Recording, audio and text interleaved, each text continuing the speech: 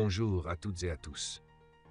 La littérature marocaine de langue française a vu le jour après l'indépendance et connaît son apogée dans les années 60 et 70, avec l'apparition d'une génération d'écrivains qui puisent dans l'expression de la désolation devant un présent décevant et rétrograde.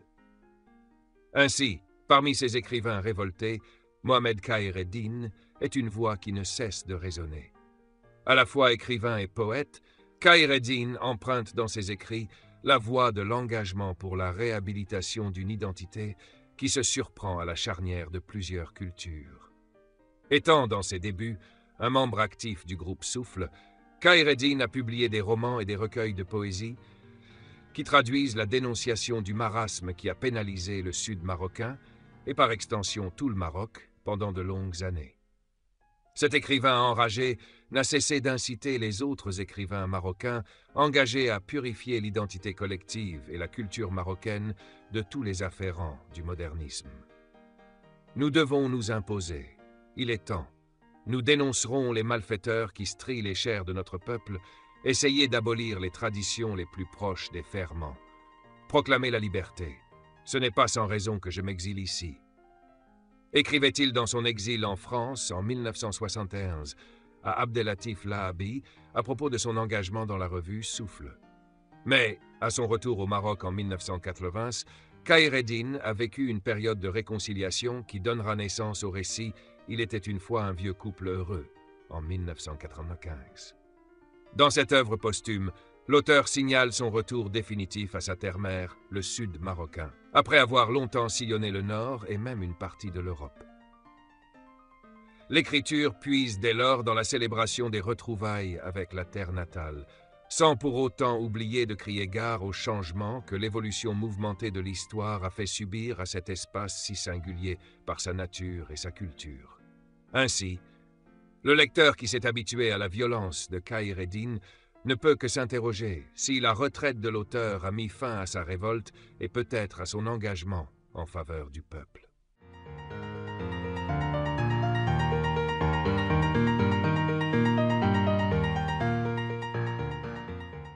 Mohamed Khayr-Eddine est né en 1941 à Tafraout, dans le sud marocain. Après des études secondaires à Casablanca, il travailla un temps dans la fonction publique avant de se consacrer à l'écriture. Il publia ses premiers poèmes dans La Vigie marocaine avant de collaborer dans les années 60 à la revue Souffle qu'animait le poète Abdelatif Lahabi. Il s'installa en France en 1966 et publia l'année suivante Agadir, puis Corps négatif, suivi d'Histoire d'un bon Dieu en 1968, Soleil arachnide en 1969, Moi l'aigre en 1970, Le Déterreur en 1973, Ce Maroc en 1975. Son dernier recueil de poèmes, Mémorial, parut en 1991. Mohamed Khayr-Eddine retourna au Maroc en 1993, où il mourut 2 ans plus tard, à Rabat.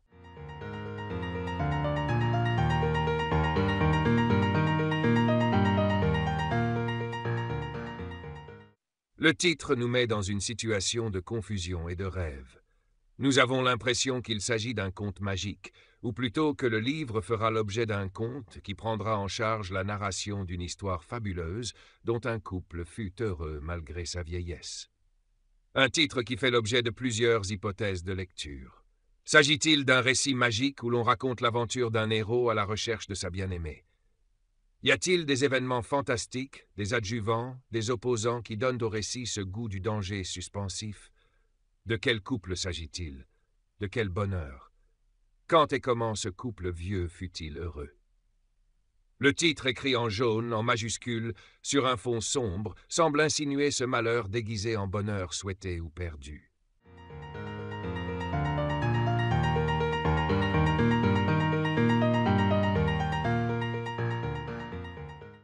Il était une fois un couple heureux qui vivait dans une vallée au rythme des saisons.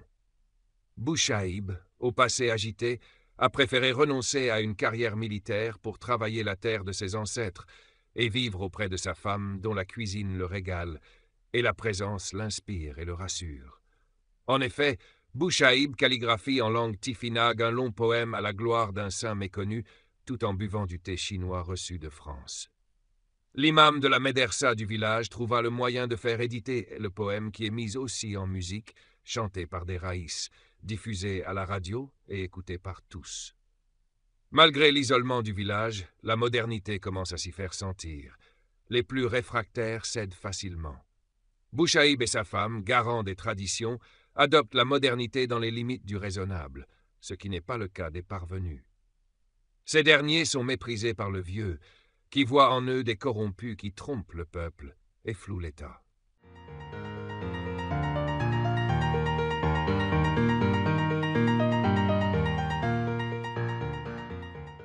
Le narrateur intervient pour commenter et préciser quelques caractéristiques relatives à Bouchaïb. Cette intervention donne à l'incipit cet effet de réel, car nous avons l'impression que le narrateur connaissait Bouchaïb et sa vie, comme il est capable d'affirmer ou de nier certains faits. Rien de tout cela n'était tout à fait juste. Seul le vieux Bouchaïb détenait ce secret de sa jeunesse enfuie. L'incipit commence par une question qui le différencie d'un conte. Il s'agit d'un récit qui raconte une histoire ordinaire d'un vieux couple, et non d'un récit merveilleux où le fantastique et l'imaginaire font la règle.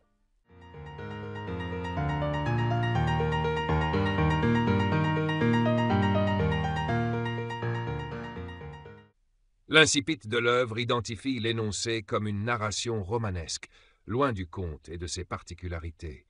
Ainsi, l'incipit détermine la nature du texte à lire, car il s'agit bel et bien d'un roman maghrébin. L'incipit ancre le récit dans le temps et dans l'espace, en présentant son personnage essentiel, Bouchaïb, qui fait l'objet des discussions des villageois et qui leur inspire respect et admiration. L'incipit met ainsi le récit en marche et alimente ses premiers fils narratifs. Il joue une fonction dramatique et présentative. Nous avons l'impression qu'il s'agit d'une véritable histoire, car le narrateur décrit avec précision et authenticité la vallée et ses mutations, comme il introduit ses actants avec justesse en intervenant dans le récit pour commenter leur parcours narratif.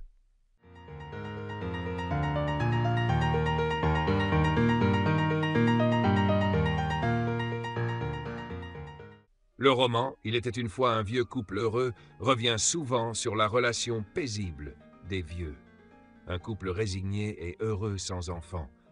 Cependant, il y a ce retour en arrière pour raconter le passé de Bouchaïb et ses aventures.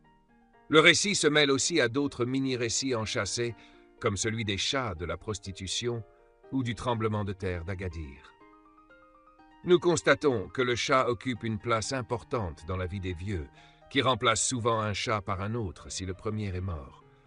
Le chat est l'enfant que le couple n'a pas pu avoir. Il est adoré et vénéré par les vieux. Lors du tremblement de terre d'Agadir, le chat a été malade car il a senti ce danger. Ces récits alimentent la narration et donnent au roman d'autres dimensions. En effet, le couple est relégué au second plan. La vie de Bouchaïb se trace à titre individuel, sans accorder à la vieille un statut ou une présence narrative.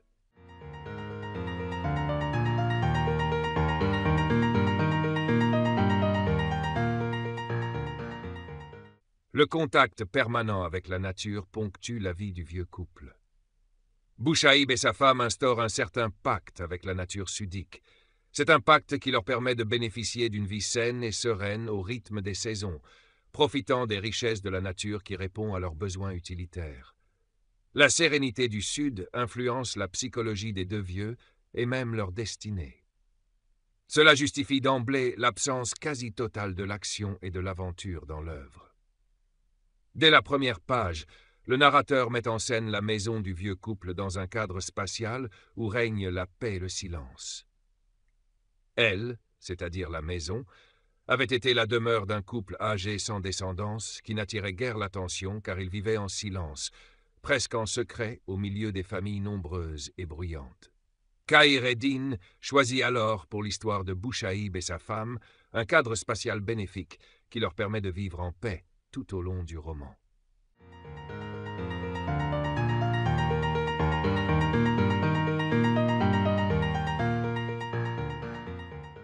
Toutes les activités des deux personnages ont dès lors une relation étroite avec l'espace qu'ils occupent. Ils choisissent une terrasse paisible au sein de la demeure pour se lancer dans des discussions à propos de divers sujets. Ces conversations occupent d'ailleurs presque les 3/4 de l'œuvre. De même, la vieille profite des dons des champs et des gibiers pour préparer au vieux des mets aux fragrances rares qu'il apprécie. Or, le cas de Bouchaïb est celui qui manifeste le plus le contact permanent avec la nature sudique. Toutes les actions de ce personnage se passent soit sur la terrasse, soit dans la vaste nature du Sud.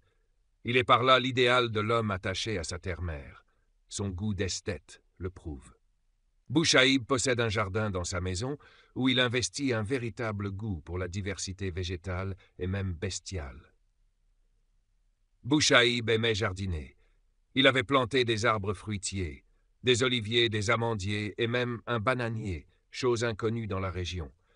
Quand il trouvait un nid dans un arbre, il était heureux. Il considérait les oiseaux qui venaient dans ses champs comme ses protégés.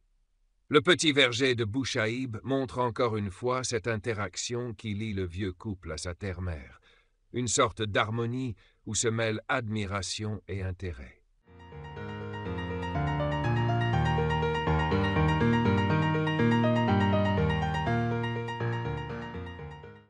L'espace sudique lui-même répond aux exigences du vieux couple.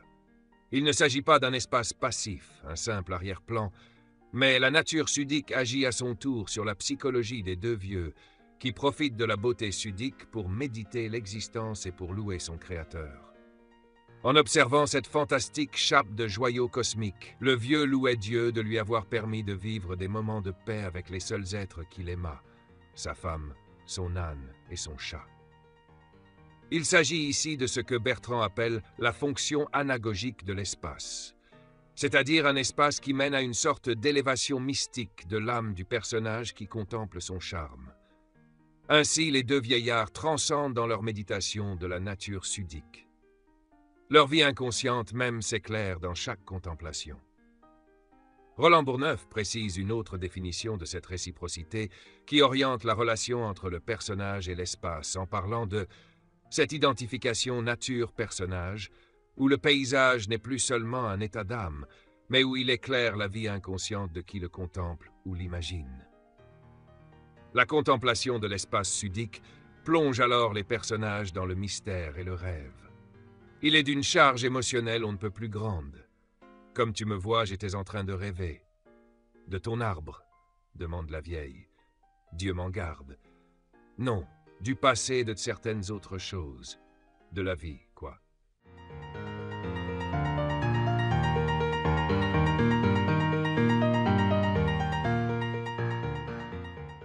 En bref, l'impact de l'espace sudique sur la psychologie du vieux couple est nettement manifesté dans toutes les actions et tous les mouvements de ses protagonistes. C'est là le modèle qui illustre clairement le rapport nature-personnage. Or, ce rapport, on l'a vu, n'est pas monopole. Il s'agit bien d'une interaction, d'une réciprocité qui oriente tous les liens entre ces deux éléments de l'intrigue. Le vieux couple aime, laboure et protège son territoire, et cet espace permet à son tour à ses occupants de mener une vie d'autarcie, de bonheur et de rêve.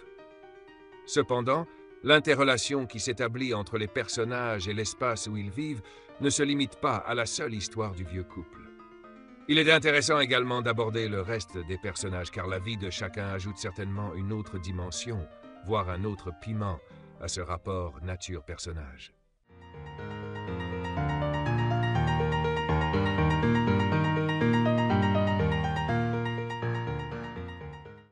Si l'on a consacré toute une séquence de ce chapitre au vieux couple en son rapport avec le Sud, c'est qu'effectivement ces deux protagonistes figurent le plus dans le roman. De même, tous leurs mouvements manifestent clairement l'influence de l'espace sur leur psychologie. Cette influence détermine même la forme du roman, qui passe dès lors pour une longue conversation où Bouchaïb, le véritable Halim, donne une leçon sur la vie à sa femme. Il n'en demeure pas moins que d'autres figures ont une pesanteur particulière dans ce rapport entre l'homme et l'espace. Au fil des pages, on se rend compte d'un nombre de passages où est décrite la vie des gens du Sud en général. Bouchaïb la résume quand il affirme que, dans les montagnes, on est habitué à vivre à la dure. Mais la dureté de la vie montagnarde ne se traduit point en souffrance ou en désespoir, chose qu'on pourrait bien évidemment croire. En effet, aucun des personnages de Xiao, il était une fois un vieux couple heureux, n'éprouve à aucun moment un sentiment de désarroi ou de détresse. La difficulté de la vie au sud plonge ses habitants dans le bonheur et la patience, contrairement à d'autres lieux qui ne résistent pas au manque et aux insuffisances. Les familles se disloquent, les maladies minent la population du Nord, on erre sans but, on mendie, on perd toute dignité humaine. On ne connaît pas ça ici, dit la vieille. Eh non, ici on est tranquille. On vit avec les saisons et au jour le jour, on apprécie l'instant à sa juste mesure. Chaque minute de la vie compte. N'est-ce pas le bonheur suprême?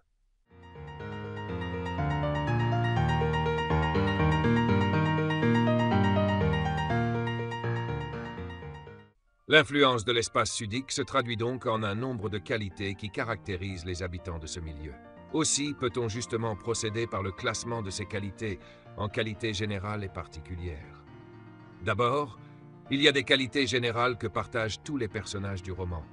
Par exemple, les habitants du sud marocain ont un pouvoir à aplanir tous les malaises qui surgissent pour endurcir leur existence. De même, ils ménagent tous leurs efforts pour mieux exploiter leur milieu sans en oublier aucune parcelle. Mais ce qui les distingue le plus, c'est que, nonobstant la dureté de leur vie, la sérénité et le bonheur du Sud leur procurent un véritable goût de fête qui fait de l'homme du Sud.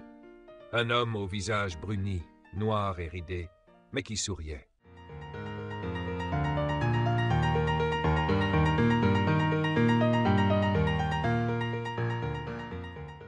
L'ensemble des personnages partagent tant d'autres qualités, comme la patience, l'entraide, le respect et la charité.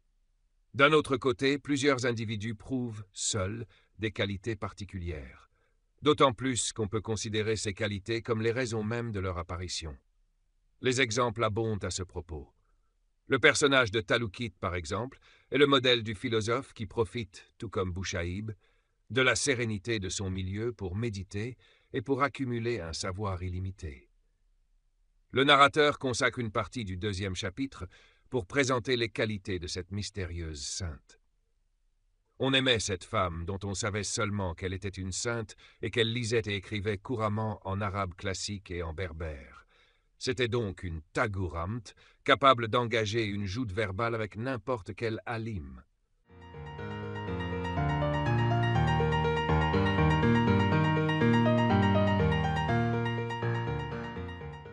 D'autres personnages, outre Taloukit, manifestent plusieurs qualités particulières comme Ajla Sen, généreux et charitable, ou encore comme le personnage de Mad, l'emblème de la dignité et de l'honneur. Bref, tous les personnages ont une relation étroite avec le Sud. Cela explique même l'absence quasi totale des portraits dans le roman. Aucun portrait physique n'est brossé. C'est l'interrelation qui s'établit entre les personnages et la nature du Sud qui met au clair leurs qualités morales, comme on a vu, mais aussi physiques, comme le cas d'Amzil qui est décrit ainsi. Un homme au visage bruni, noir et ridé, mais qui souriait. En somme, le rapport entre l'espace sudique et les personnages se manifeste clair et net dans toutes les actions des habitants du Sud marocain. Les personnages de « Il était une fois un vieux couple heureux » sont les produits de l'espace sudique.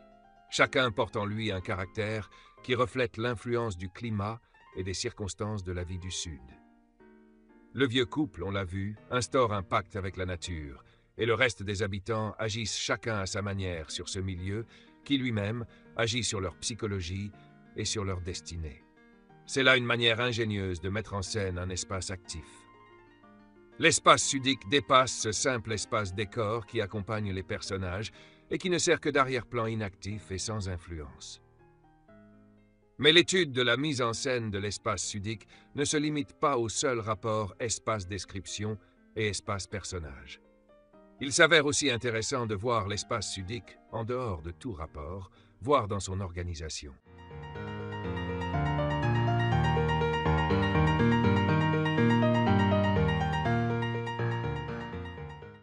Si l'on a parlé avant des liens qui attachent l'élément espace aux autres, à savoir la description et les personnages, il s'avère judicieux d'étudier dans cette 3e phase l'espace sudique dans sa globalité, voir son organisation dans le roman.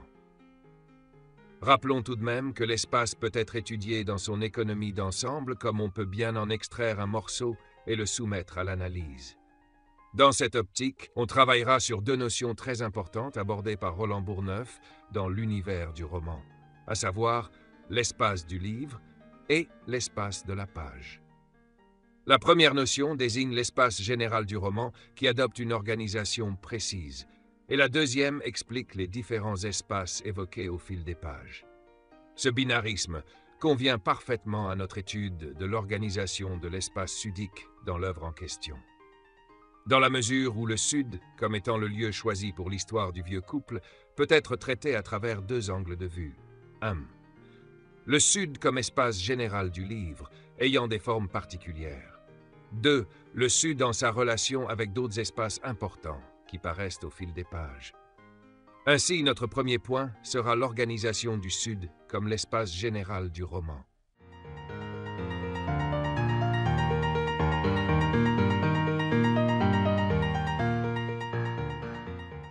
L'histoire de Il était une fois se déroule dans une partie assez éloignée du Sud marocain. C'est un espace pris isolément du reste du monde que le narrateur appelle tout simplement la vallée. Cette vallée est d'ores et déjà l'espace général du livre. Mais au fil des pages, le lecteur découvre une multitude d'espaces où se déroulent plusieurs scènes de la vie quotidienne de Bouchaïb et sa femme. On peut même dire que chaque chapitre connaît l'apparition d'un nouvel espace. Et si l'on procède par un relevé des différents espaces, on dirait que le chapitre 1 passe pour une présentation du lieu général où se passera l'intrigue, sous forme d'interrogation qui met en scène la vallée. Qu'y a-t-il de plus fascinant et de plus inquiétant que des ruines récentes qui furent des demeures qu'on avait connues au temps où la vallée vivait au rythme des saisons? Dans la même page figure un autre lieu intéressant, à savoir la demeure d'un vieux couple âgé sans descendance. Il s'agit bien de la maison des deux personnages principaux, où se passeront la plupart des péripéties de l'histoire. En tant qu'exposition du roman, le chapitre 1er renferme beaucoup d'autres lieux dont l'importance se dévoile au cours de l'histoire, surtout la terrasse, où Bouchaïb est allongé sur un tapis noir rugueux en poil de bouc. Après le premier chapitre, qui passe pour une présentation générale des lieux principaux, la vallée, la maison, la terrasse, l'ensemble des chapitres qui suivent se passe dans des lieux divers.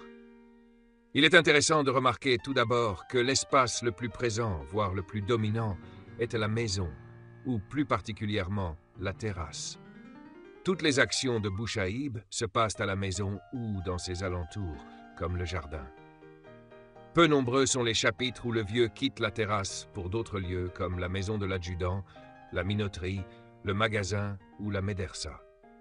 De là, l'organisation de l'espace dans le roman est sous forme de spirale.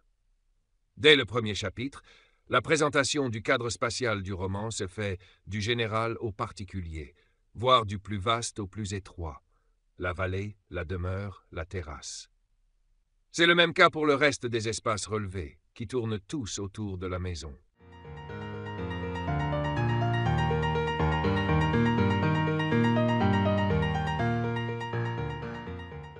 La prédominance de la maison et de la terrasse n'est pas fortuite.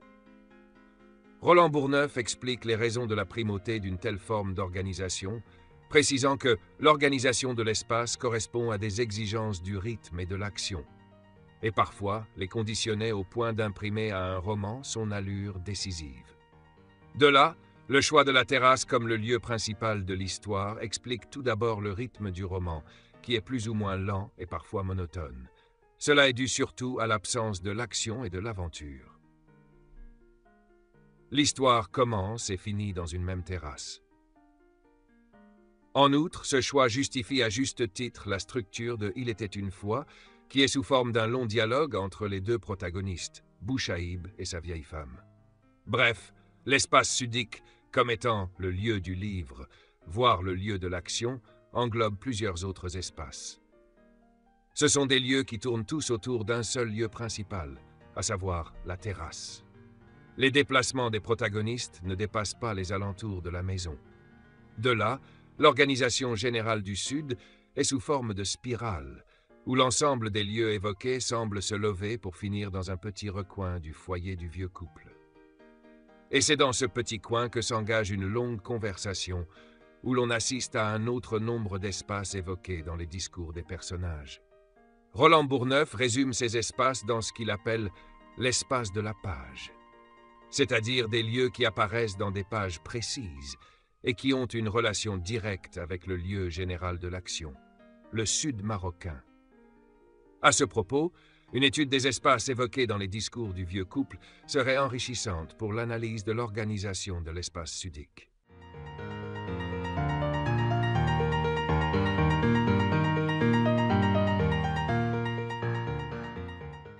Khayr ed-Din construit alors un microcosme idéal tel qu'il le conçoit. C'est une cité où l'on lit le véritable sens de l'être humain. L'écriture permet à l'auteur de réaliser l'impossible, puisqu'elle lui offre toutes les facultés de transposer une société isolée du reste du monde et où règnent toutes les valeurs de l'être humain. La plus importante valeur qui fait de l'espace sudique un lieu utopique est l'égalité. En effet, tous les personnages de l'œuvre constituent une même classe, voire une même famille. Boucheb, porte-parole de l'auteur, renie lui-même l'existence d'une hiérarchie sociale au sud. Là-bas, il n'y a pas de gens riches, tous sont égaux. De ce fait, même la notion d'autorité ou de pouvoir est absente dans le roman. L'exemple de l'adjudant est très significatif à cet égard. Ce personnage, représentant du Makhzen, n'a en fait aucun rapport avec le pouvoir absolu et arbitraire des autorités, puisqu'il est un honnête homme et travailleur. Khayr ed-Din, dans tous les romans qui précèdent cette œuvre posthume, a toujours mis en scène les autorités en leur rapport conflictuel avec les personnages, eux aussi rebelles, ce qui n'est pas le cas pour l'adjudant sociable et modeste. Boucheb, qui d'ordinaire n'aime pas les fêtes grandioses des gens riches, assiste volontiers à la fête qu'organise l'adjudant après la circoncision de ses 2 enfants, qui est aussi l'occasion pour le narrateur de brosser un portrait social particulièrement favorable consacré à l'adjudant. Un homme honnête et travailleur. Il vaquait aux travaux des champs, aidait les uns les autres et rendait à tous ses menus services parfois inappréciables. Ainsi pouvait-il réparer un moteur à eau en panne. Il ne se faisait jamais payer. Par ailleurs, l'égalité dans la société de Boucheb se mue en d'autres valeurs nobles, comme la tolérance et l'acceptation de l'autre. Cela se manifeste plus clairement à travers l'intégration des nègres dans une société on ne peut plus tolérante. À la page 98, Boucheb en fait témoignage. Ils, c'est-à-dire les nègres, ont choisi ce lieu. Ils y ont fait souche. Ils se sont bien intégrés malgré les apparences. D'autres valeurs humaines, outre l'égalité, participent à la construction de l'utopie khayr ed-Dinienne. La solidarité et l'entraide en sont les 2 exemples les plus manifestes.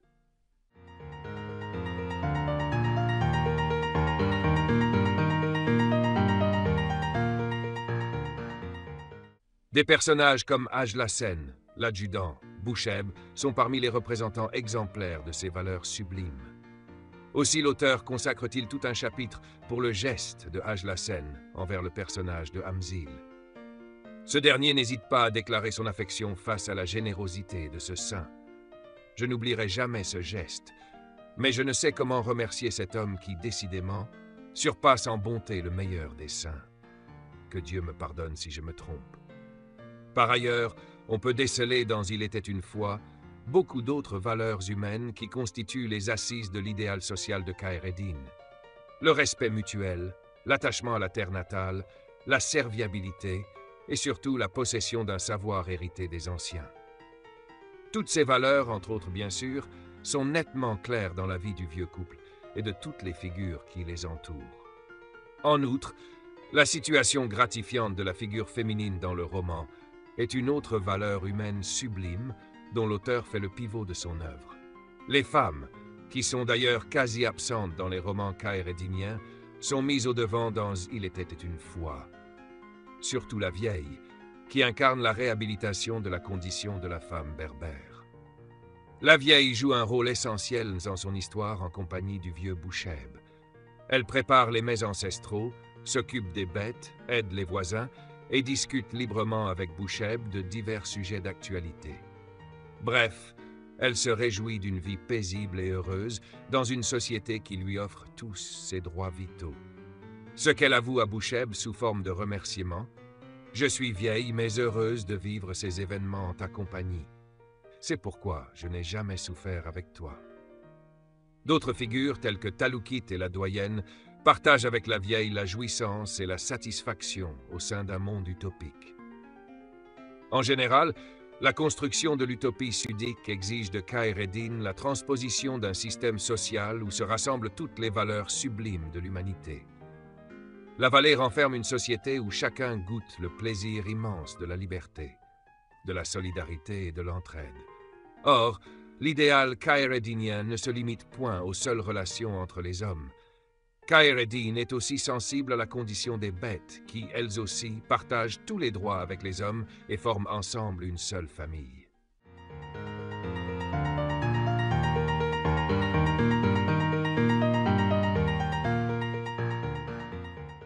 Les personnages de Il était une fois sont soumis à un mode de vie particulier. Ils mènent une vie paisible, au rythme des saisons. Khayr ed-Din met en scène dans ce roman, comme on l'a déjà constaté, une société idéale où l'on trouve manifestées toutes les valeurs sublimes de l'humanité. Il s'agit donc d'un mode de vie spécifique qui ne se rencontre que dans l'imaginaire de l'auteur. L'entraide, le bonheur, l'autarcie, le respect mutuel, l'attachement à la terre nourricière et tant d'autres bonnes valeurs forment ensemble un système social on ne peut plus noble. Pour concrétiser davantage ce mode de vie remarquable, Khayr ed-Din évoque certains moments difficiles, comme la sécheresse, que les villageois surmontent stoïquement, et insiste sur la joie commune qui envahit les cœurs au retour du beau temps. Une gaieté féerique avait soudain envahi le cœur racorni des êtres, et les plus mélancoliques partageaient cette joie élémentaire.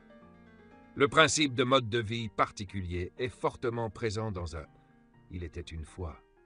Il s'agit d'une façon de vivre spécifique, où tous les êtres participent à la composition d'une symphonie pastorale qui se traduit en bonheur et consentement. Ainsi, le deuxième critère important de l'utopie est l'autosuffisance.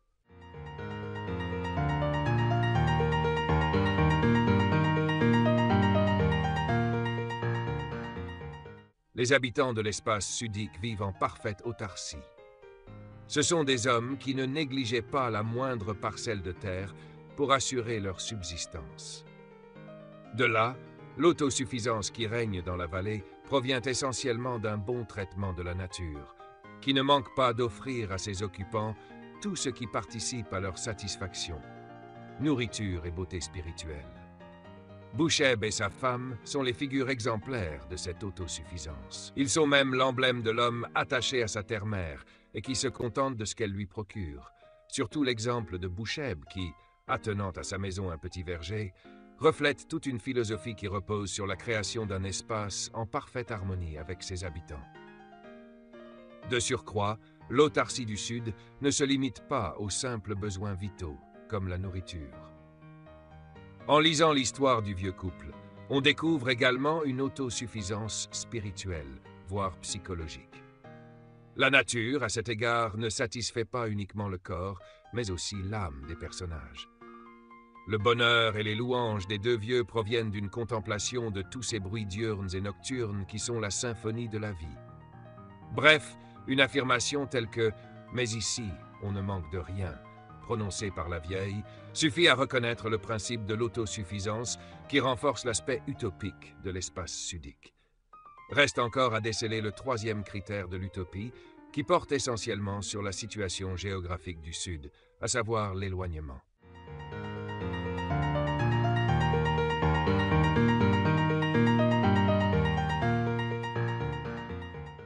Le Sud, où se déroule l'histoire du vieux couple, est un espace éloigné du monde. Le narrateur explicite cet éloignement en déclarant « on était isolé du reste du monde ». Khayr ed-Din éloigne son Sud imaginaire de tout ce qui pourrait ébranler la stabilité et la quiétude qui y règnent. L'État, par exemple, tant connu chez Khayr ed-Din pour sa corruption, est exclu de sa cité utopique. Le narrateur insiste sur l'absence de l'État lorsqu'il décrit l'indifférence des autorités lors de la sécheresse qui atteint la vallée au chapitre. Mais l'État est bien loin d'ici. il ne nous entend pas et nous voit encore moins. Le seul état pour Khaireddin est dès lors Dieu. Non, l'eau ne manquera pas. Dieu ne permettra pas ça. Plus encore, l'on a vu dans l'organisation de l'espace que la forme de spirale est nettement applicable à la transposition dimensionnelle de l'espace dans le roman. C'est ainsi que dans le même espace, le sud, il y a un autre éloignement qui finit dans la terrasse. Sud, vallée, maison, terrasse. Par ailleurs, l'éloignement participe d'une dualité permanente entre un ici paisible et serein que l'auteur éloigne d'un ailleurs corrompu et malsain. L'éloignement de l'espace sudique s'opère au niveau spatial, voire géographique, mais aussi au niveau temporel. L'entrée du roman rappelle celle de Paul et Virginie, où Bernardin de Saint-Pierre tisse l'utopie de ses deux héros éponymes. Il s'agit d'une présentation générale du cadre spatial, mais aussi temporel, sous forme d'une question oratoire qui sert d'apéritif au lecteur. Qu'y a-t-il de plus inquiétant que des ruines récentes qui furent des demeures qu'on avait connues au temps où la vallée vivait au rythme des saisons? Cet éloignement dans le temps est renforcé encore par Boucheb, qui fait de brusques escapades dans le passé. En somme, la notion d'éloignement structure à la fois le cadre spatial et temporel de l'œuvre. Ce premier critère de l'utopie porte essentiellement sur le cadre général de l'intrigue, espace et temps. Les critères de l'utopie repérés jusqu'à présent font certes de l'espace sudique le lieu choisi pour tisser une histoire utopique. Mais d'autres traits définitoires de l'utopie trahissent le projet khaireddinien, surtout les deux derniers critères, à savoir l'enfermement et la difficulté d'accès.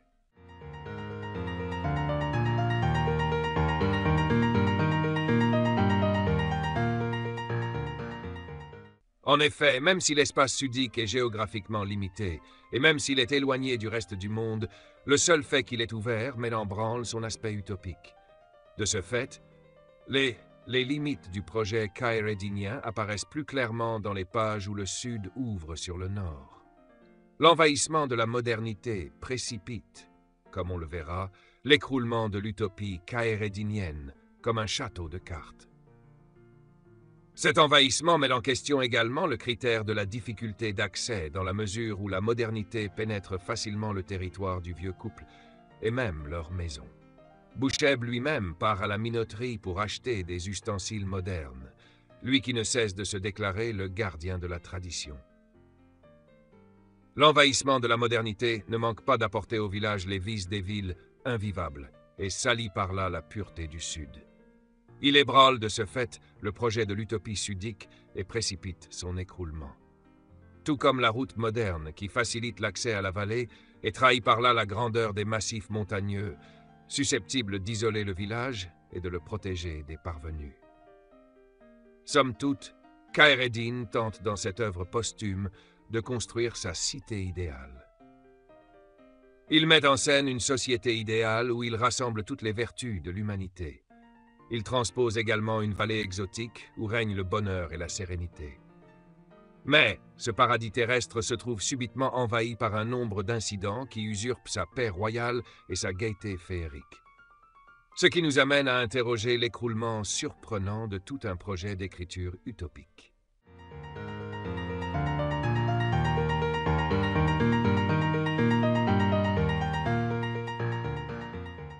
Il était une fois, est le projet de construction d'une utopie qui s'écroule. L'espace sudique perd toutes les marques d'un espace utopique. Ainsi, cette déconstruction, s'agit-il d'un choix esthétique voulu et planifié ou d'un projet qui heurte malgré lui la réalité des choses? En effet, l'écriture de Il était une fois oscille entre le merveilleux et le réalisme social. En d'autres termes, l'écriture khaireddinienne commence par une volonté de tisser une histoire merveilleuse dans un espace utopique, mais finit par prendre une autre allure, celle d'une écriture réaliste qui se trouve confrontée à la force du réel. L'histoire du vieux couple se trouve envahie par des incidents qui lui ôtent tout sens du bonheur et de sérénité. De même, la paix royale qui caractérise le village se transforme, surtout vers la fin de l'œuvre, en une sorte de guérilla où chacun fuit l'autre, ou en catastrophe due essentiellement au mauvais comportement des parvenus, à l'exemple de l'incendie qui ravage le verger d'Oumou. Ce sont tous ces incidents, entre autres bien sûr, qui opèrent le passage de l'espace sudique d'un lieu utopique à un lieu de menace. Mais les prémices de la déconstruction traversent tout le roman, bien avant cette fin tragique de l'histoire. Deux duels orientent l'œuvre depuis les premiers chapitres, à savoir le duel sud-nord et le combat entre la tradition et la modernité. On consacrera justement cette partie à l'étude de ces deux conflits comme étant les deux causes principales de l'échec du projet de l'utopie khayr-eddinienne.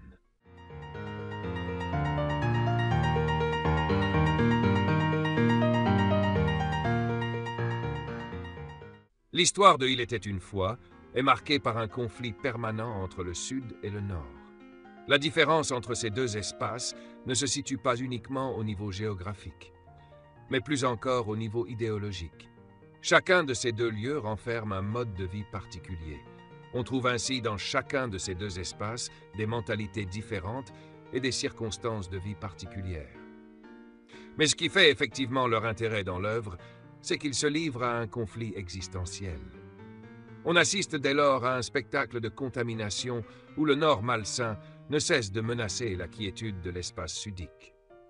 Le narrateur est sensible dès la première page au danger de l'envahissement de l'architecture nordique au détriment des maisons traditionnelles qui finissent par devenir des ruines.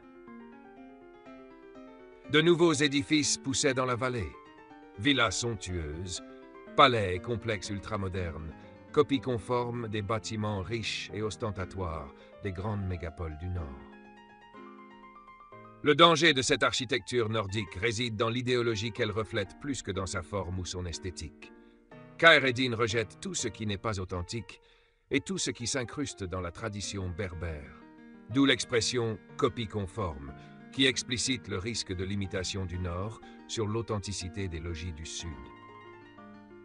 Le point de vue de l'auteur dans le traitement de ce duel Sud-Nord est nettement clair. Khayr-Eddin défend la culture berbère et appelle à la purification de sa terre natale. Pour ce faire, il dresse le pamphlet des villes du Nord et attaque fermement tout ce qui provient de ces espaces malsains. Cette attaque se manifeste dans les propos de Boucheb qui avait longtemps sillonné le Nord et qui a par conséquent une parfaite connaissance de ces lieux impropres.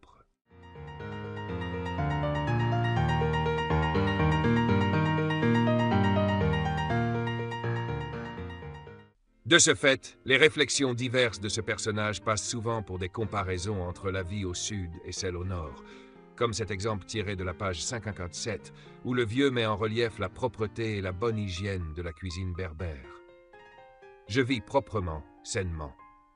Moi, je ne mange pas le poison des villes et je ne vais pas chez le médecin pour soigner mon estomac ou mon foie.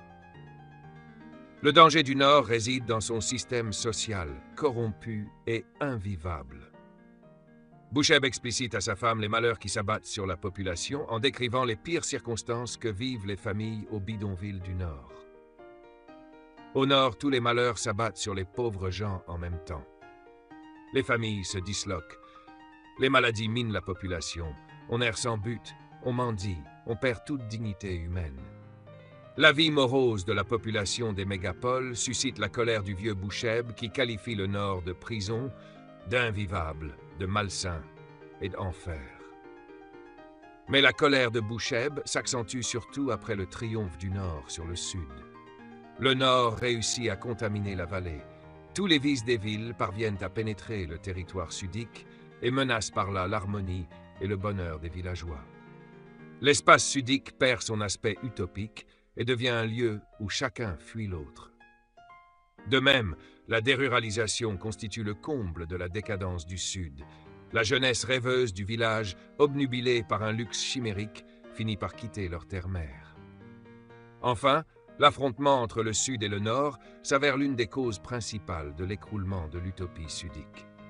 Le projet khayr-eddinien se trouve confronté à une réalité décevante, où la corruption qui marque la société nordique parvient à pénétrer dans la vallée. De là, la guerre des deux espaces s'étend vers un conflit d'ordre idéologique entre la tradition et la modernité. De ce fait, le triomphe du Nord se mue en un triomphe de la vie moderne.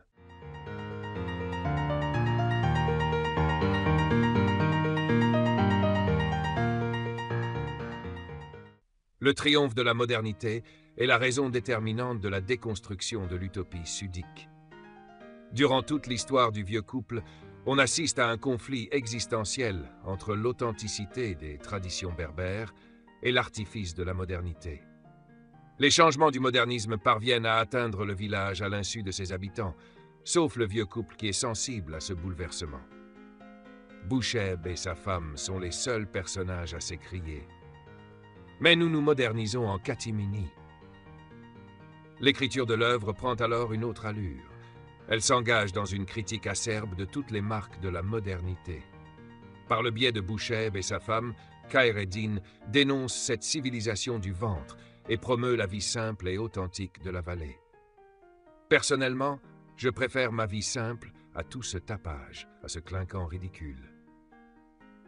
Mais malgré cette dénonciation, la modernité parvient à s'imposer aux traditions mortes et enterrées. La culture berbère n'est plus que des souvenirs et des rêves d'antan. Le vieux couple, Boucheb et sa femme, auquel le narrateur lègue le statut de gardien de la tradition, se met à la recherche des raisons déterminantes de cet envahissement surprenant. Ainsi, la saine colère de Boucheb touche fortement ce qu'il appelle les parvenus, comme étant l'incarnation même de la modernité et les causes directes de sa pénétration au sein du village. À lire le chapitre 14, on assiste à un pamphlet virulent adressé à Crésus immature, qui accumule les fortunes sans se rendre compte de leur déracinement. Boucheb Khaireddin s'emporte également contre l'imitation des Européens qui est à la base de la déculturation des cleux. Depuis peu, les cleux suivent la même pente. Ils appellent ça la modernité. C'est un débile, un rebut de l'histoire, un attardé mental, un moins que rien. Mais, malgré la critique acerbe du vieux couple, son attitude face à l'envahissement brusque de la modernité est paradoxale.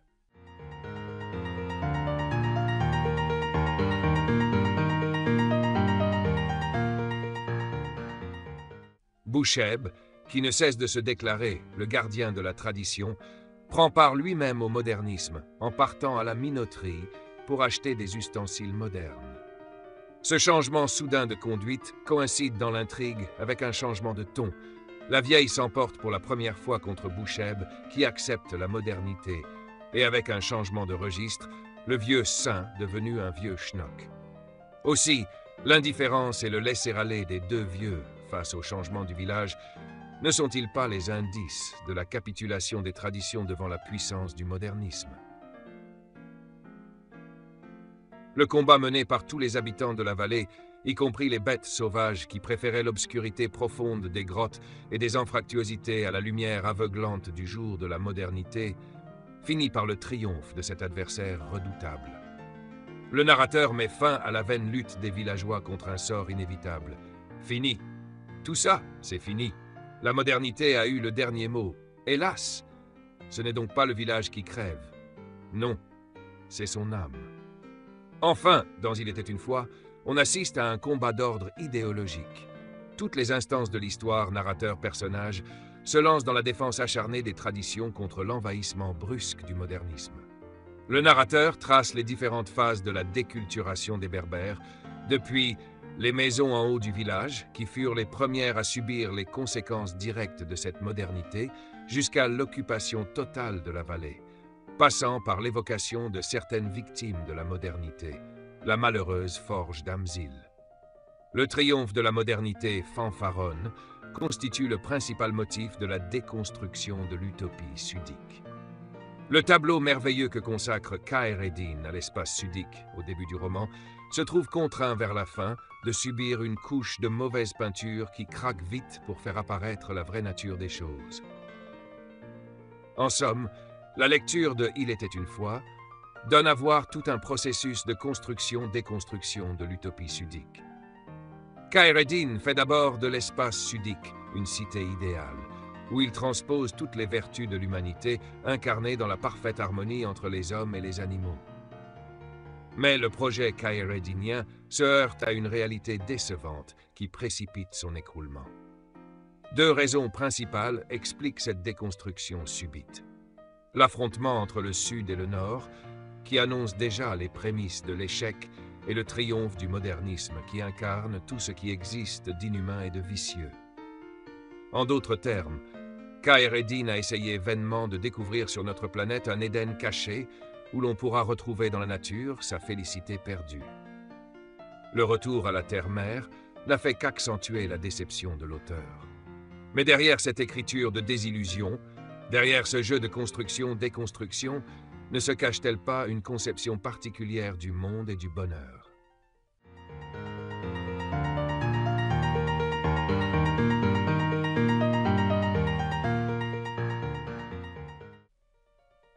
Toutes les phases tracées, toutes les hypothèses avancées jusqu'ici conduisent en définitive à comprendre comment ce traitement réservé à l'espace sudique, dans cette œuvre posthume, traduit une conception du monde et du bonheur. En effet, d'après cette spatialisation qui repose, on l'a vu, sur un double jeu de construction-déconstruction de l'utopie sudique, l'auteur parvient à transmettre une philosophie particulière. La déconstruction de la cité idéale de Khayr Eddin n'est pas un choix, mais une contrainte. C'est que l'idéalisme de l'auteur se trouve confronté à une réalité choquante où le modernisme a eu le dernier mot et la tradition berbère s'écroule par la force des choses comme un château de cartes. Le réalisme social l'emporte alors sur l'idéalisme. De ce fait, l'unique sens possible de l'espace sudique dans l'œuvre se définit dans une révolte contre l'aliénation des Berbères et leur déchirement identitaire. Dans cette même optique, Khayr Eddin répond à la fameuse interrogation de Gérard Genette sur le sens exact de la spatialité dans le roman. Y a-t-il de la même façon, ou d'une manière analogue, quelque chose comme une spatialité littéraire active et non passive, signifiante et non signifiée, propre à la littérature, spécifique à la littérature, une spatialité représentative et non représentée? La réponse est que chez Khayr Eddin, il y a tous ces éléments définitoires de la spatialité significative. L'espace dans Il était une fois est actif, signifiant et représentatif, dans la mesure où il permet à l'enfant terrible de dire sa souffrance et d'exprimer sa révolte. Sur ce plan, l'espace sudique traduit d'abord une quête incessante de l'identité perdue ou en voie de perdition, où la voix de Khayr Eddin, sensible au déclin de la tradition, passe pour une sonnette d'alarme. Ensuite, dans cet engagement, le Sud s'avère l'arme choisie, bien que convenable, par l'auteur pour mener une promotion de la berbérité. Mais cette mise en relief de la culture berbère assume un échec qui se traduit en une vision pessimiste du monde.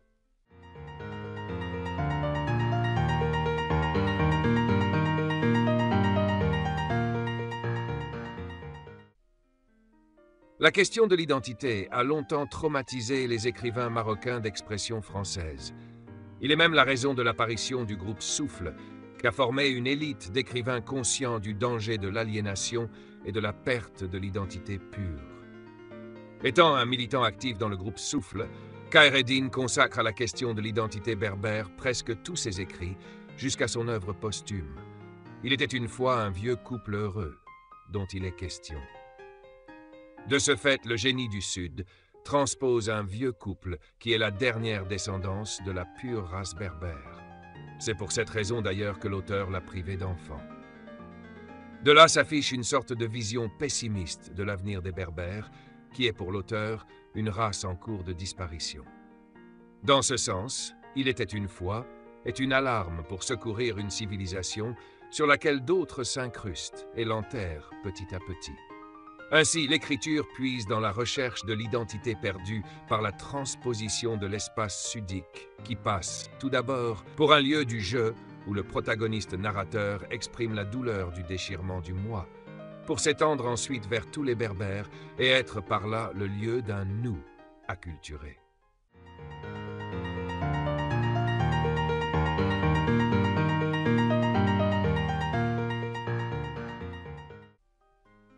L'expression du moi est souvent symbolisée par un espace choisi par le narrateur et qui revient comme un leitmotiv tout au long du texte.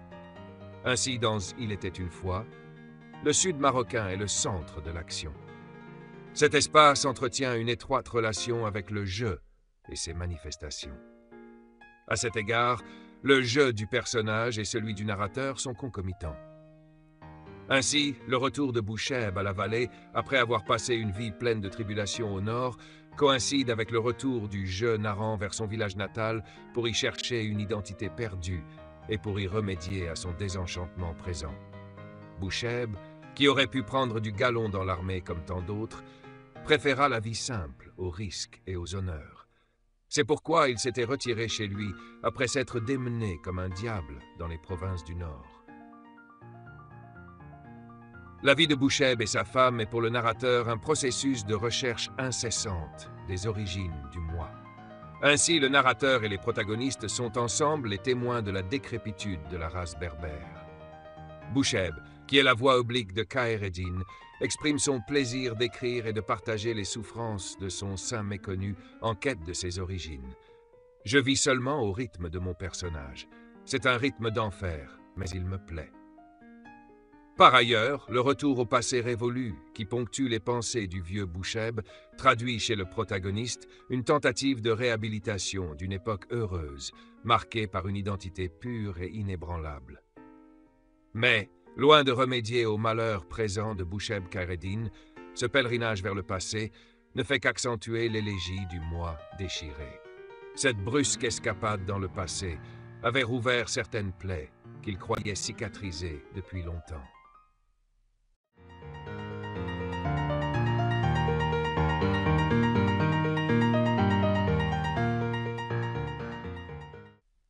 Aussi, cette déception du personnage narrateur se mue en un pessimisme accru qui fait perdre au jeu de Boucheb Khayr Eddin tout espoir d'une réhabilitation de l'identité tant personnelle que commune. Bah, c'est mieux ainsi. Dieu l'a voulu, la lignée est finie. Même des rois ont subi ce sort. J'ai lu les Écritures et bien d'autres livres, je sais ce que je dis.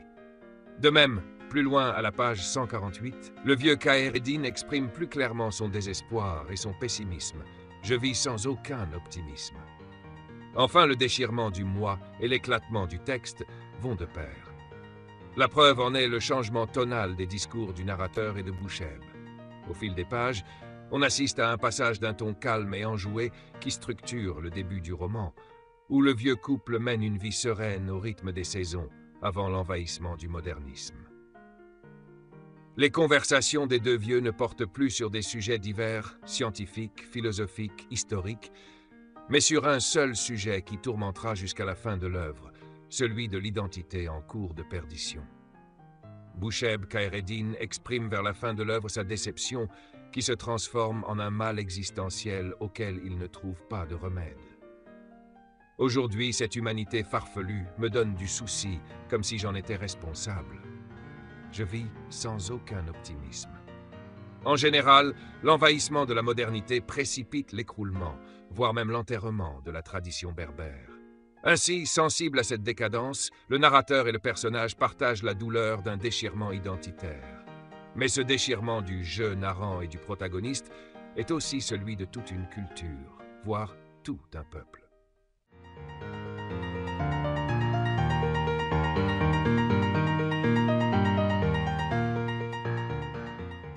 Le sud marocain est le témoin du déclin de la culture berbère. L'œuvre est une longue comparaison entre un passé heureux où les cleux du sud jouissent d'une identité que rien ne vicie et un présent marqué par la désagrégation de la tradition sudique. Ainsi, l'auteur, se rappelant l'honneur d'un passé révolu, plaint l'enterrement présent d'une civilisation qui n'est autre que la sienne. Le déchirement du jeu est, à cet égard, celui de toute une race. Ainsi, plusieurs motifs sont derrière l'aliénation du nous. Khayr Eddin énumère dans cette œuvre les raisons qui ont précipité la perte de l'identité collective. Sur ce point, l'indifférence et le laisser-aller des Berbères est la plus grande cause de leur acculturation. Le vieux couple est le meilleur exemple à cet égard. Boucheb et sa femme sont les derniers descendants de la pure race berbère. Ils représentent la fin de toute une lignée. Mais c'est une fin tragique, dans la mesure où même ces derniers descendants des Berbères, loin de lutter pour leur subsistance, participent à l'écroulement de la tradition par leur indifférence face au changement du modernisme. Le vieux couple assistait au changement rapide sans en prendre ombrage. Cela ne l'intéressait pas apparemment. C'est alors un vieux couple, heureux bien que trempé jusqu'aux os. Outre l'indifférence et le laisser-aller des Berbères, d'autres motifs sont aussi évoqués au fil des pages, comme le type des parvenus, qui incarnent toutes les valeurs de la modernité fanfaronne, surtout la corruption et la profanation du patrimoine. Ainsi, plusieurs histoires des immigrés nés au sud et grandis dans les villes ou en Europe sont relatées dans le roman.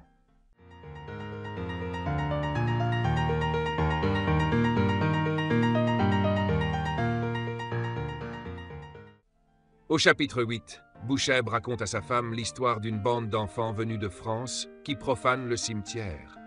J'en ai vu une bande qui profanait les tombes. Ils ne parlent même pas notre langue. Qu'est-ce que je pourrais bien leur dire? Que ces garnements tombent donc un jour sur une de ces vipères noires qui infestent les tertres et on rira bien. L'ignorance, la pauvreté et l'immigration sont, entre autres, d'autres causes du déchirement des Berbères. Le narrateur consacre à chacune de ces raisons des histoires particulières qui ont pour point commun un cadre élégiaque, où le narrateur affiche le plus haut degré de désolation. Par ailleurs, pour se consoler de la douleur qu'engendre le spectacle de l'acculturation, le narrateur Khayr-ed-Din fait de brusques escapades dans le passé, comme pour rappeler aux Berbères l'âge d'or de leur culture. Il évoque les aïeuls connus par leur foi inébranlable et surtout par leur attachement à la terre-mère. Ainsi, le personnage de la doyenne de la région, auquel le narrateur consacre tout le chapitre 19, est l'image de la femme berbère attachée à ses origines. L'histoire de cette aïeule est relatée dans un cadre légendaire. À la page 107, le narrateur transpose le discours patriotique de ce personnage mythifié. « Je m'en irai d'ici quand je serai morte, pas avant », a-t-elle dit aux autres. Et un peu plus loin, « Oui, reste avec moi dans cette maison. Nous ne changerons pas de maison après moi. Tu pourras t'en aller où tu voudras. » Outre le personnage de la doyenne, qui est l'emblème de l'aïeul attaché à ses origines, le narrateur évoque aussi la figure de l'homme berbère, soucieux de son identité et de son honneur, à savoir le personnage du grand ancêtre. Par le biais d'une métaphore pastorale, Bouchèbe Khayr-ed-Din relie l'histoire légendaire de ce personnage au présent déceptif de la race berbère.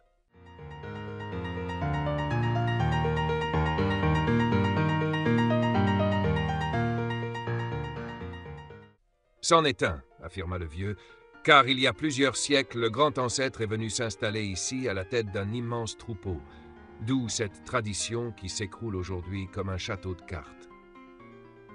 L'évocation de l'immense troupeau des Berbères est une recherche de la consolation dans un passé marqué par l'union, contre un présent où chacun fuit l'autre. En somme, l'espace sudique est le témoin à la fois du passé glorieux des Berbères et de leur présent décevant. Ainsi, le narrateur Khayr-ed-Din, assistant au spectacle de l'aliénation de la race berbère qui est aussi la sienne, affiche une extrême désolation. Le texte passe dès lors pour une élégie où le moi de l'auteur plonge dans les regrets et le désarroi. En outre, le déchirement identitaire du jeu du narrateur s'étend pour être celui de tout un peuple. Le narrateur énumère au fil des pages les principaux motifs derrière l'acculturation des Berbères, les parvenus, l'indifférence et le laisser-aller, l'ignorance, l'immigration. En revanche, Khayr-ed-Din ne se contente pas de transposer un espace témoin du déchirement d'une race, mais la situation actuelle des habitants du sud marocain engendre chez l'auteur une colère qui se transforme en une prise de position contre la modernité et tous ses afférents. L'auteur s'engage dans une tentative de restauration de la berbérité.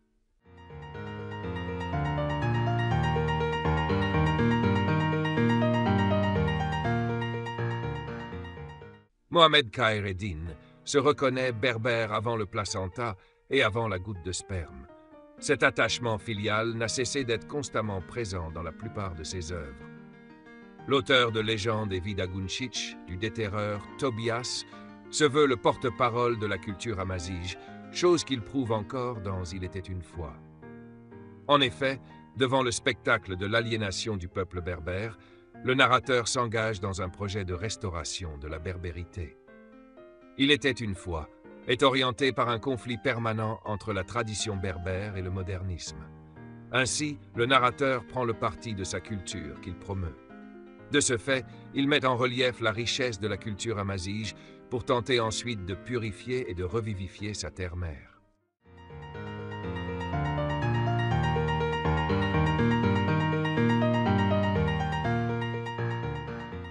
Dans Il était une fois, Khayr-ed-Din mène en relief la culture berbère comme une façon encore de lutter contre le modernisme.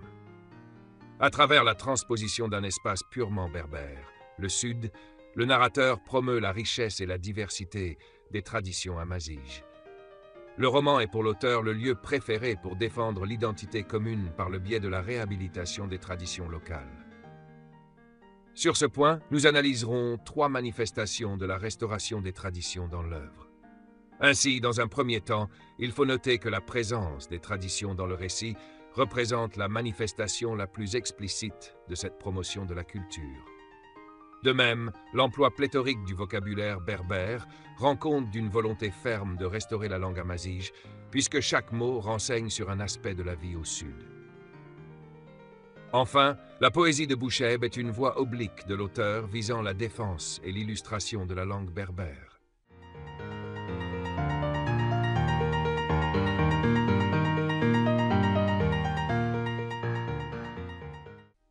La vallée où se passe l'action de « Il était une fois » est le lieu préféré pour transposer un bon nombre de traditions amazighs.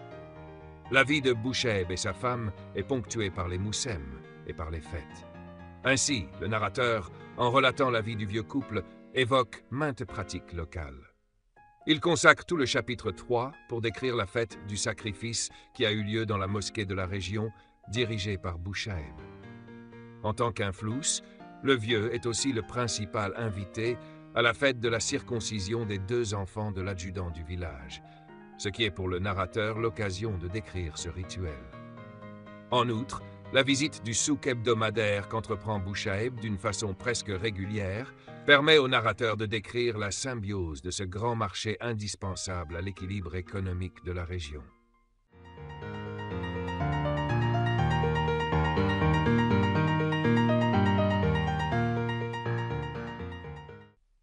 Par ailleurs, l'espace sudique englobe d'autres traditions berbères, surtout les pratiques alimentaires et vestimentaires des montagnards.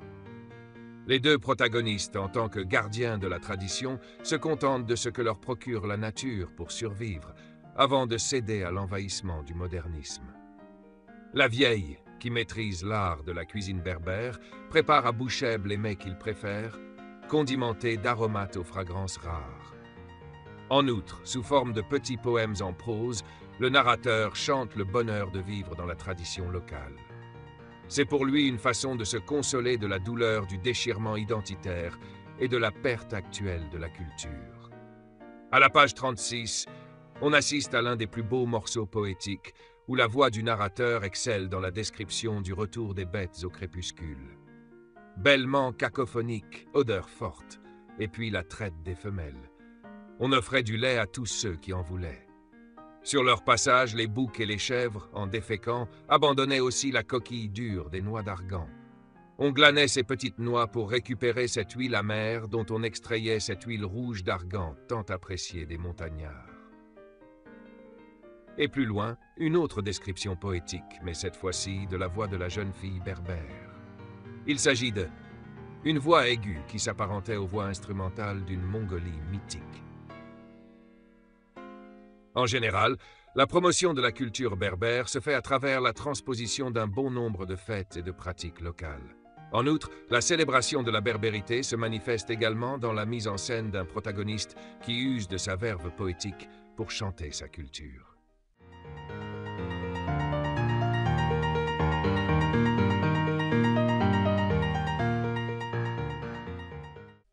Parmi les qualités que l'auteur attribue à son personnage, celle du poète au verbe incomparable.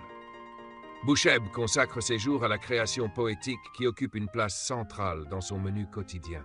Ses poèmes, fruits d'un travail ardu mais aussi d'un grand plaisir, mettent en œuvre son engagement et sa nouvelle vision du monde. En plus, la pratique poétique du personnage touche plusieurs domaines.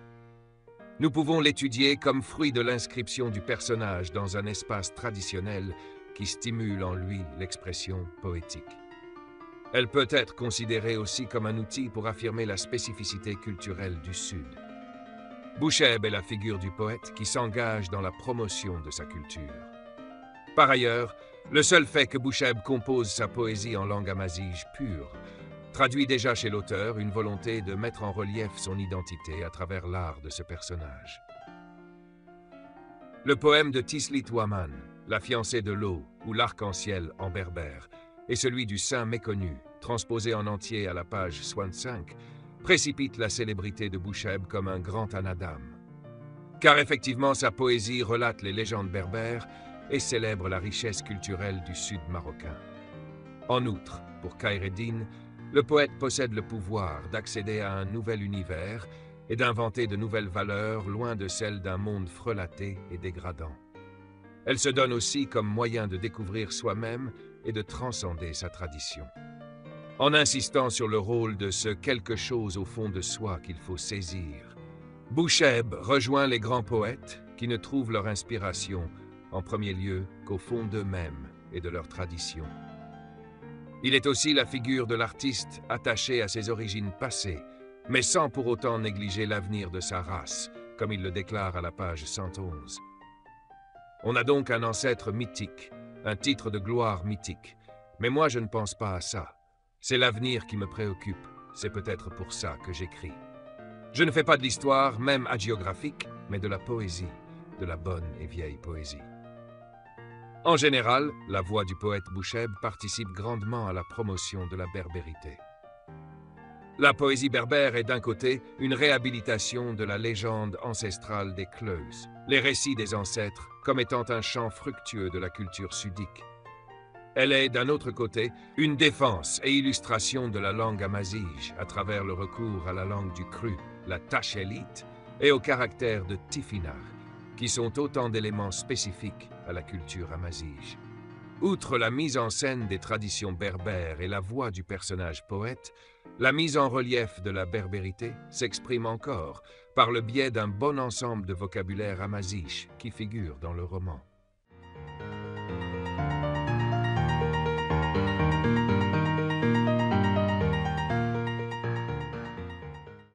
Dans Légende et vie d'Agunchich, Khaireddine affirme que le berbère oublia son écriture et une grande partie de son vocabulaire, car le premier soin du colonisateur fut, à tous les coups, de le dépersonnaliser, le déposséder de ses racines. D'après ces mots de l'auteur, l'on décèle son souci de battre l'oubli et de réhabiliter la langue amazigh.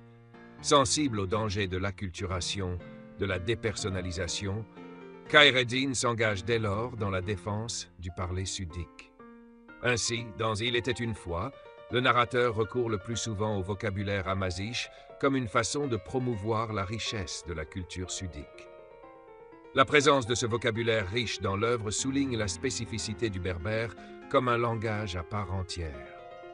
Khaireddine opte souvent pour des mots amazigh, véhiculant une riche signification et explicitant l'appartenance à une culture. Les noms des familles Ait al-Hassan, Ait Mzal, des noms des lieux, Timsgint Gadir, Mlath, Melas, Anoual, et des noms des fêtes, Marouf, sont autant d'exemples qui définissent chez l'auteur une volonté d'afficher son identité amazigh, surtout que tous les mots cités dans l'œuvre sont typographiquement mis en relief. Leur statut d'autonyme traduit également chez Khaireddine une tendance à illustrer la langue amazigh, sans pour autant mettre un écart entre elle et la langue française, puisque ces mots berbères cohabitent de manière homogène avec les mots français qui servent parfois d'explication pour un lecteur qui n'est pas amazigophone.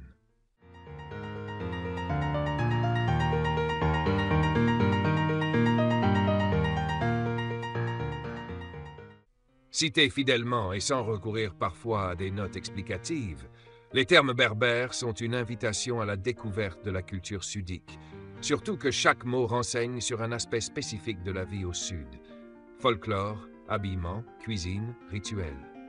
En général, l'espace sudique est le lieu de la mise en relief de la berbéritude. Khaireddine s'avère le porte-parole de toute une culture recroquevillée dans l'arrière-pays. Ainsi, conscient de cette pareille situation, l'auteur s'engage dans la réhabilitation de la berbéritude et la promotion de la culture amazigh. La transposition des traditions du sud marocain, la mise en scène d'un poète engagé et le recours au vocabulaire amazigh traduisent chez Khaireddin une volonté de lutter contre l'oubli et de ressusciter les traditions les plus enfouies de sa civilisation. Mais cet hommage rendu à la culture amazighe se trouve confronté à l'envahissement du modernisme. L'auteur tente dès lors une purification de sa terre-mère qui finit par un échec agaçant.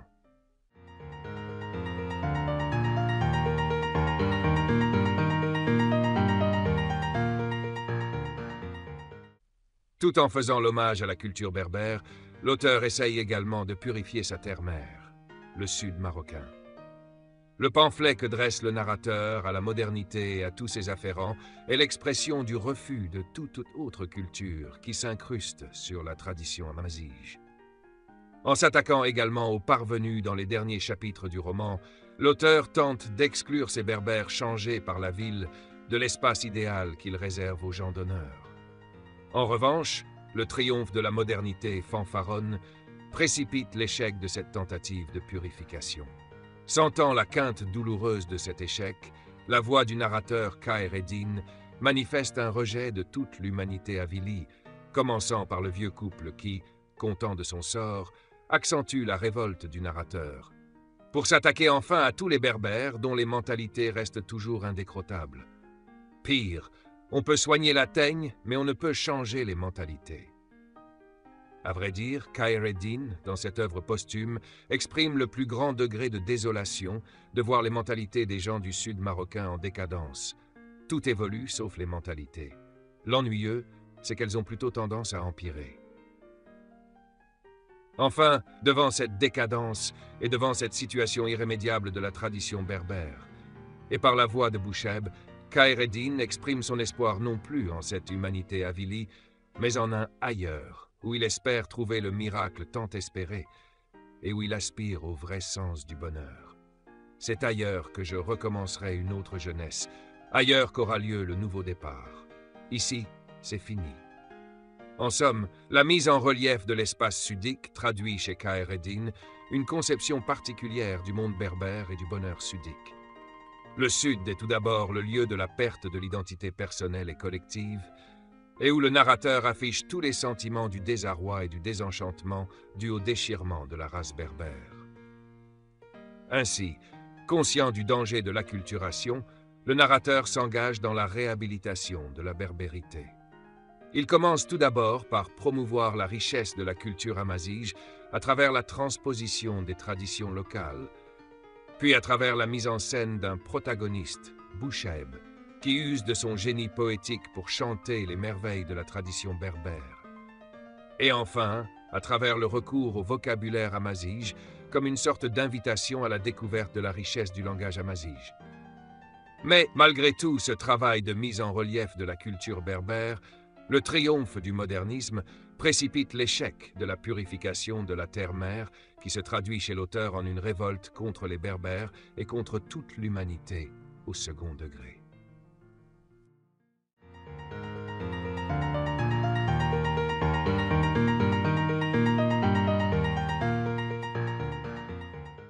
Il était une fois, est véritablement le lieu où la mise en relief de l'espace sudique traduit chez Khaireddin le souci de promouvoir sa culture. L'on a vu tout d'abord que la mise en scène de l'espace sudique dans le roman aboutit à la remarque que le narrateur procède par une organisation qui met le sud marocain et surtout la vallée au centre de tous les autres espaces qui l'entourent. De même, on a pu constater que l'ensemble des personnages s'attachent fortement à leur terre-mère qui, elle aussi, détermine leur psychologie et même leur destinée. Ainsi, ce traitement particulier de l'espace sudique se traduit, dans une deuxième phase, en une construction d'un espace utopique. On a commencé tout d'abord par déceler dans l'œuvre un idéalisme social, la société idéale et la coexistence harmonieuse de l'homme et de l'animal qui constitue la voie vers l'utopie, avant de voir la véritable réalisation d'idéalisme sudique à travers l'analyse des critères définitoires de l'utopie que manifeste l'histoire du vieux couple. Mais la cité idéale que promeut Khaireddin s'écroule avec le triomphe de la modernité, qui est le principal motif de la déconstruction de l'utopie sudique. Enfin, ce processus de construction-déconstruction de l'utopie sudique nous a mené à déchiffrer toute une conception de monde et du bonheur. Le sud marocain passe pour un théâtre à ciel ouvert, où l'on assiste au spectacle de la perte d'identité et de la perversion morale des gens du sud. Ainsi, Khayr Eddin, témoin de l'acculturation des Berbères, s'engage dans une purification de sa terre-mère.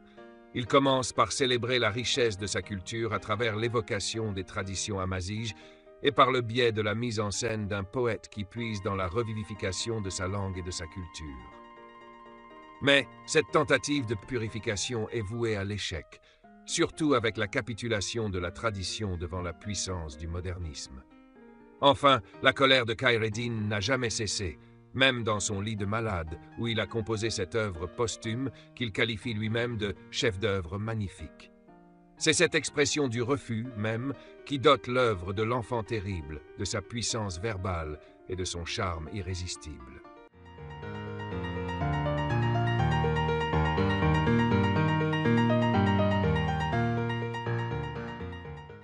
Je vous remercie d'avoir suivi cette vidéo. N'oubliez pas de la partager sur vos réseaux. Abonnez-vous pour m'encourager. Merci encore et à la prochaine vidéo.